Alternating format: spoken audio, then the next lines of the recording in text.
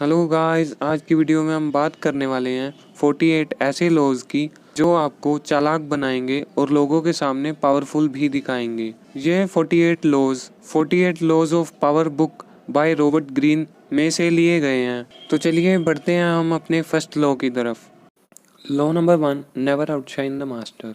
जो भी आपसे ऊपर हैं उन्हें आप सुपीरियर फील कराइए और जो आपके मास्टर्स हैं उनको और ब्रिलियंट दिखाइए।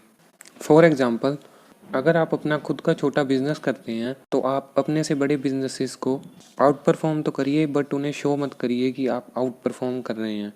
अगर उन्हें ये पता लग जाएगा कि आप उनसे आउट परफॉर्म कर रहे हैं तो वो आपके रास्ते पर मुश्किलें बढ़ा सकते हैं।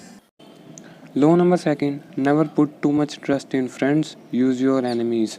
आपको आपके दोस्तों पर आंख बंद करके विश्वास नहीं करना चाहिए, क्योंकि आपके दोस्त आपको जेलसी के कारण धोखा दे सकते हैं और आपको अपने दुश्मनों से काम कराने का तरीका पता करना चाहिए। आपके दुश्मन की इंटेंशंस आपके लिए क्लियर होती है और आपके एनिमी आपको धोखा दे भी देते हैं तो आपको इससे कोई फ़र्क नहीं पड़ेगा। Law number 3, conceal your intentions. अपने लक्ष्यों और अपने अगले कदम को सभी से छुपा कर रखें, क्योंकि जब लोगों को आपके लक्ष्यों का पता लग जाता है तो वह आपसे जेलस कर सकते हैं और आपके रास्ते को और भी मुश्किल बना सकते हैं। इसीलिए आपको अपने इंटेंशंस को छुपा कर रखना चाहिए। Law number 4, always say less than necessary. जब हम ज़्यादा बोलते हैं तो हमारे मुंह से कुछ ऐसी बातें निकल जाती हैं जिससे हमारे इमेज डाउन होने का खतरा रहता है। इसीलिए हमें कम बोलने की आदत डेवलप करनी चाहिए। Law number 5, protect your reputation eight all cost. आपको हर कीमत पर अपनी प्रतिष्ठा की रक्षा करनी चाहिए। लोग किसी की रिस्पेक्ट तभी तक करते हैं जब तक कि वो उनके लिए अच्छे काम करता है, और जब से वह बुरे काम करने शुरू कर देता है तो वह उनकी नज़रों से डाउन हो जाता है। इसीलिए आपको आपकी प्रतिष्ठा की रक्षा हर हाल पर करनी चाहिए। Law number 6, court attention at all cost. लोग दिखने वाली चीज़ को ही रियल मानते हैं, इसीलिए अगर आपको भी अपनी पावर दिखानी है तो आपको अट्रैक्टिव बनना होगा, और अट्रैक्टिव बनने के लिए आपको लोगों की भीड़ से अलग होकर कुछ हटकर करना होगा, जिससे कि लोग आपकी ओर आकर्षित हों। Law number 7, get others do the work for you but take the credit. आप जो काम खुद नहीं कर सकते, आपको वह काम दूसरों से करवाना चाहिए और उसका क्रेडिट खुद ले लेना चाहिए। आपको क्या लगता है यह बड़ी बड़ी कंपनी के बिजनेस ओनर्स अपनी कंपनी में खुद काम करते हैं? जी नहीं, ऐसा नहीं होता है। वह काम जो वो खुद नहीं कर सकते, वह काम वह दूसरों से करवाते हैं और उसका क्रेडिट भी खुद ले जाते हैं, और इसीलिए वह आपको रिच और फेमस दिखते हैं। Law number 8, make people come to you, bait if necessary. अपने अपोनेंट को अपने मन चाहे प्लेस पर बुलाना ही सबसे फर्स्ट एडवांटेज है। आप अपने अपोनेंट को अपनी मन चाही प्लेस में बुलाने के लिए बेट यानी चारे का यूज़ भी कर सकते हैं।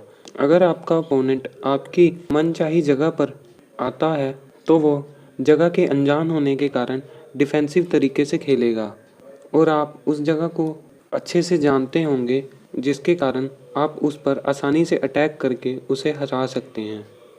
Law number 9, win through actions never through arguments.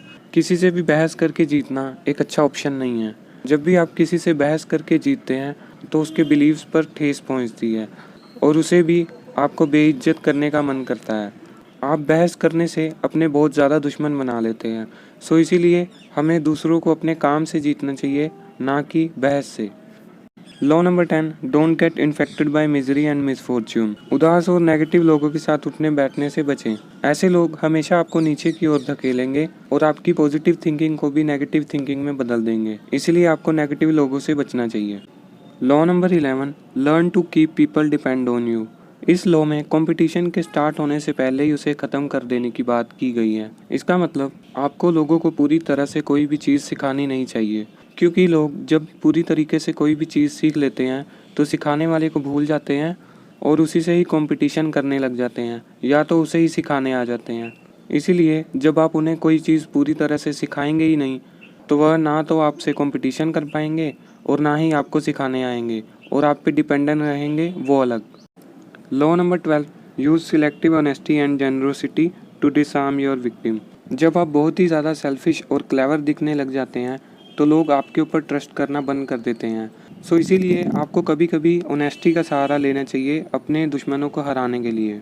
अपने अपोनेंट को फ्रेंडली फील कराने के लिए आप एक ऐसा सीक्रेट बता सकते हैं जो आपका सीक्रेट है ही नहीं, और जब आपका अपोनेंट आपकी ऑनेस्टी से फ्रेंडली फील करना शुरू कर दे तो आप उसका एडवांटेज ले सकते हैं या फिर अचानक से उस पर अटैक भी कर सकते हैं। Law number 13, when asking for help appeal to people's self interest never their mercy और ग्रेटिट्यूड। लोगों से मदद लेने के समय आप उन्हीं के ही फ़ायदे गिनाएं, ना कि उनसे मदद की भीख मांगें। जब भी आप मदद की भीख मांगते हैं तो आप पावरफुल कम और ज़रूरतमंद ज़्यादा लगते हैं। इसीलिए जब भी आप किसी से भी मदद मांगें तो उस मदद में उसी व्यक्ति के फ़ायदों को गिनाएं। Law number 14, pose as a friend work as a spy. अगर आपको ज़्यादा पावरफुल दिखना है तो आपके साथ ज़्यादा लोगों का समर्थन होना चाहिए।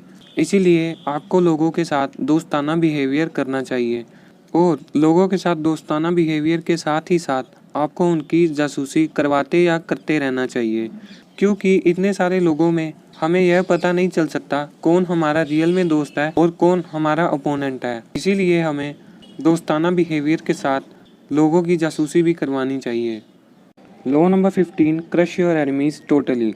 अपने ओपोनेंट को एक बार हराने के बाद उसे पूरी तरह से कुचल दें और उसे माफ़ करने की गलती कभी ना करें, क्योंकि जब भी आप अपने ओपोनेंट को माफ़ करेंगे तो वो दूसरी बार फिर से उठ खड़ा होगा। इस बार डबल पावर के साथ अटैक कर सकता है और आपको पूरी तरह से ख़त्म कर सकता है। इसलिए आप अपने ओपोनेंट को पूरी तरह से कुचल दें। Law number 16, raise your value through absence and scarcity. इस लॉ में बताया गया है कि आप अपनी वैल्यू को अपनी स्कार्सिटी क्रिएट करके कैसे बढ़ा सकते हैं। अगर आप सभी के लिए अवेलेबल रहते हैं तो आपको ऐसा करना छोड़ना होगा, क्योंकि जो चीज़ लोगों को आसानी से मिल जाती है लोग उसे चीप समझते हैं। इसीलिए आपको ज़्यादातर लोगों के लिए अनअवेलेबल और कुछ कुछ लोगों के लिए अवेलेबल रहना चाहिए, ताकि आपकी वैल्यू उन्हें समझ आए और वो भी आपको वैल्यूएबल समझें। Law number 17, keep others in suspended terror, cultivate an air of unpredictability. Human nature के अकॉर्डिंग ह्यूमंस अनप्रिडिक्टेबल चीज़ों से डरते हैं। सो इसीलिए आपको भी अपने नेचर को अनप्रिडिक्टेबल बनाना होगा। जैसा आपके ओपोनेंट सोचते हैं आपको उनसे अलग करना होगा, ताकि आपके ओपोनेंट आपको कभी समझ ना सकें और यह सोचते रहें कि आपका अगला कदम आखिर होने क्या वाला है। और जब वह इसी में टाइम वेस्ट करते रहेंगे तो आप उन पर अटैक करके उन पर जीत हासिल कर सकते हैं। Law number 18, don't isolate yourself behind the fortress, isolation is dangerous. According to this law, आप राजाओं के महल की तरह एक ही स्थान को अपने छुपने का स्थान ना बनाएं, क्योंकि ऐसा करने से आपके एनिमीज़ का फोकस सिर्फ उसी प्लेस पर रहता है जिस प्लेस पर आप छुपते हैं। जैसे पुराने ज़माने में राजाओं के एनिमीज़ का फोकस सिर्फ उनके पैलेस पर रहता था। इसीलिए आपको ज़्यादा से ज़्यादा लोगों के बीच में रहना चाहिए, ताकि आपके एनिमीज़ आपको आसानी से ना ढूंढ सकें और ना ही पकड़ सकें। Law number 19, know who you are dealing with, never offend wrong person. दुनिया में बहुत सारे लोग हैं और सभी के नेचर को समझना हमारे हाथ में नहीं है। इसीलिए आप कभी भी किसी भी गलत पर्सन को ऑफेंड ना करें, क्योंकि जब आप ऐसा करते हैं तो वह पर्सन अपनी पूरी ज़िंदगी आपसे रिवेंज लेने के बारे में सोचता रहता है और आपकी लाइफ को डिस्ट्रॉय कर सकता है। इसलिए जब भी आप किसी को भी ऑफेंड करने जा रहे हैं तो आपको यह जान लेना चाहिए आप किसे ऑफेंड करने जा रहे हैं। Law number 20, do not commit to anyone. किसी को भी हेल्प का वादा ना करें और खुद के अलावा किसी की साइड ना लें। अगर आप किसी को हेल्प का वादा करते हैं और किन्हीं सिचुएशन के कारण उनकी हेल्प नहीं कर पाते तो वह आपकी रेपुटेशन पर सवाल उठा सकते हैं। और अगर आप किसी की साइड लेते हैं तो आपके पास पावर कम होती है, और अगर आप न्यूट्रल और अनबायस्ड रहते हैं तो आप दोनों साइड्स के साथ बात कर सकते हैं और ज़रूरत पड़ने पर उन दोनों को आपस में भिड़ा भी सकते हैं। Law number 21, seem dumber as you mark. अपने अपोनेंट को खुद से होशियार समझने दें और खुद को उसके सामने बेवकूफ़ दिखाएं। ऐसा करने से आपका अपोनेंट यह समझेगा कि आप उससे ज़्यादा बेवकूफ़ हैं और उस पर अटैक नहीं करेंगे, और अगर आप कभी भूल से अटैक कर भी देंगे तो वह आपको संभाल लेगा। ऐसी सिचुएशन में वह आपके साथ ओवर कॉन्फिडेंट हो जाता है और आपके साथ डिफेंसिव नहीं रहता है। आप इस सिचुएशन का फ़ायदा उठाकर कभी भी उस पर अटैक कर सकते हैं, क्योंकि आप असली में डंबर नहीं हैं, आपने सिर्फ ऐसा शो किया है। Law number 22, use the surrender tactic.